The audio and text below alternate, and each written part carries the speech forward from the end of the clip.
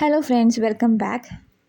ഇന്ന് ഞാനിവിടെ നമ്മുടെ സ്റ്റിച്ചിങ് കുറച്ചും കൂടി ഈസി ആവാനും പെർഫെക്റ്റ് ആക്കാനുമുള്ള കുറച്ച് ടിപ്സാണ് പറയുന്നത്. അപ്പോൾ ടിപ്പ് നമ്പർ 1 എന്ന് പറയുന്നത്, നമുക്കൊരു സ്ട്രെയിറ്റ് ലൈൻ ആദ്യം സ്റ്റിച്ച് ചെയ്ത് നോക്കാം. നമ്മൾ നോർമൽ സ്റ്റിച്ച് ചെയ്യുന്നതിന് പകരം ഒരു ലൈൻ ഇതുപോലെ ഇട്ടുകൊണ്ട് നമുക്ക് അതിലേക്കൂടി കറക്റ്റ് സ്റ്റിച്ച് ചെയ്യാൻ പറ്റുന്നുണ്ടോ എന്ന് പ്രാക്ടീസ് ചെയ്ത് നോക്കാം.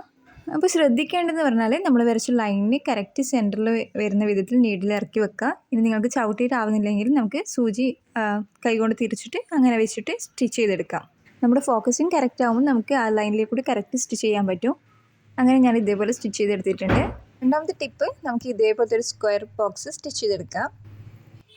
നേരത്തെ പറഞ്ഞ പോലെ കറക്റ്റ് ലൈനിൽ നമ്മൾ സൂചി കുത്തി വെച്ചിട്ട് നമുക്ക് ഈ ഒരു പോയിന്റിലെത്തുമ്പോൾ സൂചി കുത്തി ഇറക്കി നമുക്ക് ഇതേപോലെ ഒന്ന് ട്വിസ്റ്റ് ചെയ്തിട്ട് വേണം സ്റ്റിച്ച് ചെയ്തെടുക്കാൻ. അതേപോലെ ഇപ്പുറത്തെ കോർണറിലെത്തുമ്പോൾ സൂചി കുത്തി ഇറക്കിയിട്ട് ഇതേപോലെ ഒന്ന് തിരിച്ചിട്ട് വേണം സ്റ്റിച്ച് ചെയ്തെടുക്കാൻ.